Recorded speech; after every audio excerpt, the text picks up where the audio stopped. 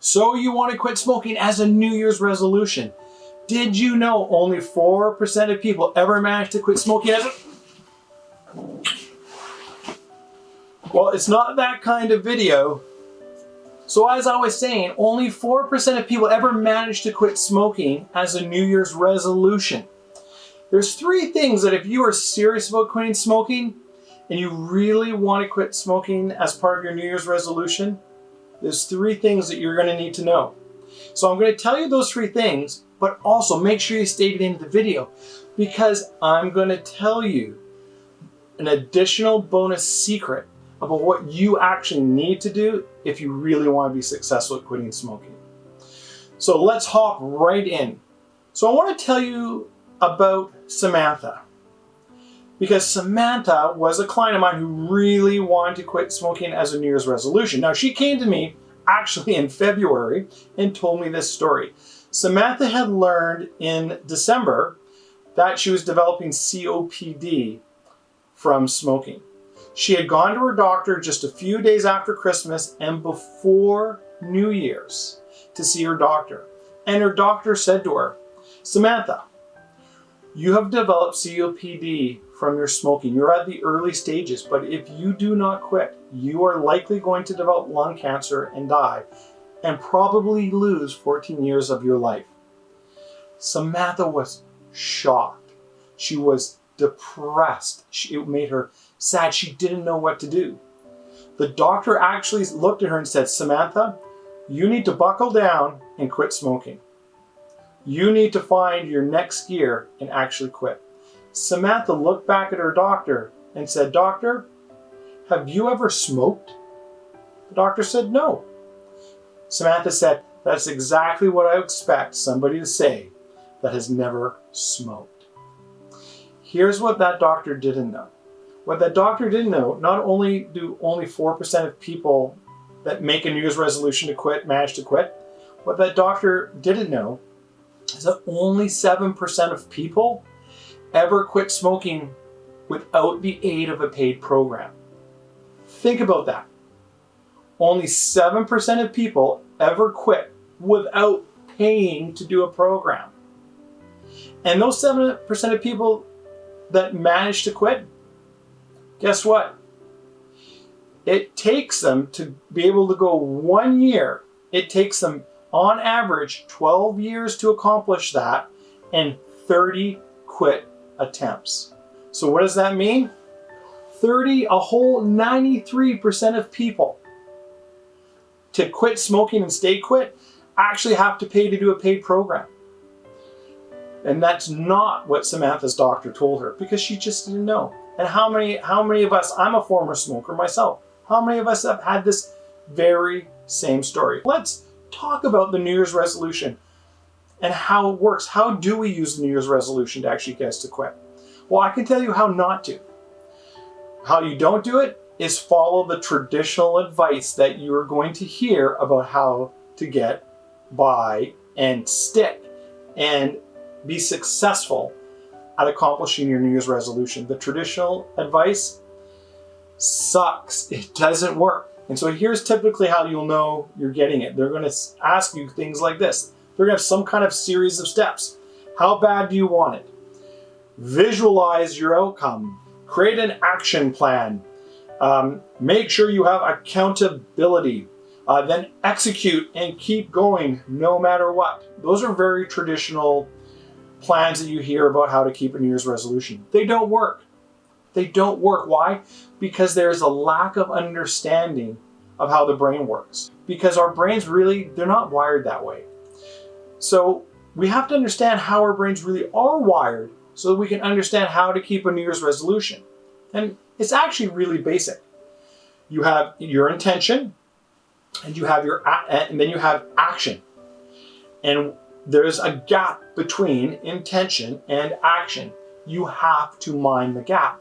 You have to understand the gap between what we intend to do and what we actually do. And you have to put your attention on that gap. So I'm going to give you an example of exactly how to do that. So remember I told you there's three things you need to change any habit, including quitting smoking, if this is your New Year's resolution, there's 3 things you need, okay?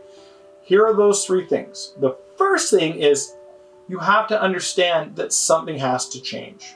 Just like Samantha, who was going to see her doctor because she developed COPD. She understood something had to change. So I'm going to give you another really good example of this. So before I went into sort of neuroscience and my background, quitting smoking, all of that world, when I was very, very young, I worked in basically construction. It was painting. I was painting, and every day when I was painting, I had a fellow painter. His name was George. George was newly married, and George would show up every day with his lunch kit, and we would break for lunch from painting. We'd go outside, and we'd go outside. He'd open his lunch pail. He'd open it up, and he would pull out a peanut butter and jelly sandwich.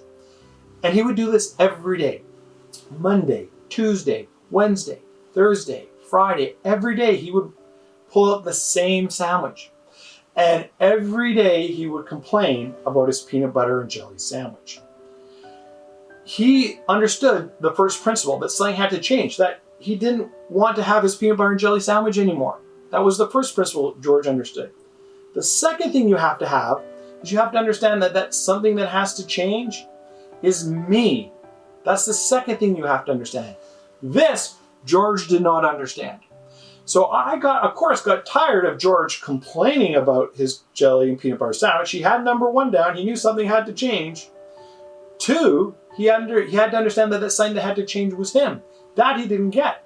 He would complain and complain about this peanut butter and jelly sandwich. And I would say to him, George, just ask your wife to make you a different sandwich. You are driving me insane. I cannot listen to you complain, George, about your peanut butter and jelly sandwich anymore. Right? So that's number 2. He had to understand that the sign that had to change was him. And then the third thing is when. When does something have to change? Now. So George had to understand that something had to change. He didn't want a peanut butter and jelly sandwich anymore. But that something that had to change was him. To me, from my perspective, he had to go and tell his wife, make me a different sandwich. 3, it had to be now. He had to go tell her tomorrow now. And so I looked at George, I said, just tell your wife to make you a different sandwich. George literally looked back at me. You know what he said? He said, I make my own sandwich. Right? George is just like us as a smoker wanting to quit smoking. We know something has to change. We know that something that has to change is me, and it's got to change now. So here's the point I really want you to get about my friend George, my fellow painter. The one thing I really want you to get, and it has to do with how we frame our problem and how we look at the world and how we look at the problem of smoking. What happens is we look outside of ourselves. Just like George wasn't looking at himself, he was looking outside of himself. When we look outside, we dream. When you look outside of yourself, you dream. We look outside to dream. If you want to awaken, you have to look inside. You look inside to awaken. You look outside to dream. You look inside to awaken. And that is the key to making a New Year's resolution. Something has to change. You have to change. It has to happen now. So you have to have those 3 components. That's what you have to have. You have to have those 3 components. Listen to yourself. If you are saying any of the following, you are looking outside, not inside. It's an addiction. I'm addicted. I can't quit because my partner smokes. I can't quit because I get stressed and then I fail. You want to see somebody fail at quitting smoking and fail again and again and again? Here's who exactly that person is. You'll be talking to them and you will say, what really keeps you stuck is the habit. It's not really the addiction. And they will argue with you till the cows come home. They'll say, people who don't acknowledge how addictive nicotine is, I don't have time for. Or they'll say, it's more addictive than crack cocaine. People who are so focused on the addiction are the ones that are stuck and never get out of it. Okay? So that's focusing outside yourself, because addiction happens to us. Addiction is something that happens to us, okay, from outside. Habit is something we do ourselves, okay? Focusing on addiction is focusing on something outside of ourselves. It's looking out. Habit is looking in. It's looking to awaken, okay? Look outside to dream, look inside to awaken. Blaming your partner, blaming stress because you can't quit. That's looking outside of yourself. It's not looking in. So now let's talk about the secret to quitting smoking for the rest of your life. And if you can master this secret, you can beat almost anything. And that secret is congruency. Now, if you've watched my other videos, you will have heard me talk about this lots, but it is so important. What is congruency? The reason why people fail at quitting smoking, and the number one thing that my program is geared towards, is making your mind become congruent. What do I mean by congruency? Your conscious mind says, I don't want to smoke, I don't want to smoke, I don't want to smoke. Your unconscious mind says, smoke, give me another. Your conscious mind is going this way, your unconscious mind is going that way. You're incongruent. The secret to quitting smoking and actually changing any habit is getting your unconscious mind to line up with your conscious mind and become congruent. Because if you can get your unconscious mind that says smoke feel good or smoke whatever, all those outward focuses, you can get it in line with your conscious desire to quit. You can break and beat any habit. And that is actually the secret to quitting smoking. It is congruency. Okay? So let's just recap really quickly. You want to quit smoking as a New Year's resolution. What do you need to do? You need to forget all the advice you get traditionally about how to keep a New Year's resolution. Just forget it. You need to understand that something needs to change, that something is you, and it has to happen now. You also, if you want to actually be successful and be in that 93% that actually managed to quit with the aid of a program, you have to understand that the truth is, it's about becoming psychologically congruent.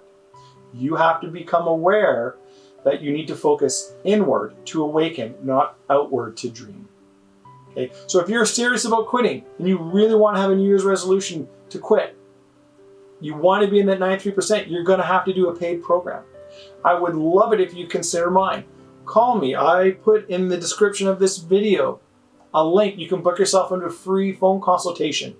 No commitment. It's just a conversation. I will actually give you free advice and get you on the right track, even if you don't want to do my program. Call me. 2, you need to take a leap. The people that are successful in the world, they're not the smartest people. They're not the luckiest. They're the people that take a risk and take a leap, and they just do. They act. Okay, this is your first time to this channel. Make sure you subscribe and hit the notification button. Hit that little bell. It will just tell you when I post new content. That's it. Okay, you can also go to my Facebook and you can listen to all the success stories of people that do my program if you're interested. If you want to you feel like you need some inspiration, okay, you can go to my Instagram channel. I post tons of inspiration to help inspire you to quit smoking for the rest of your life. Whatever you do, do something, but do not do nothing. And remember, look outside to dream, look inside to awaken. Blessings to everyone, and I'll see you in the next video.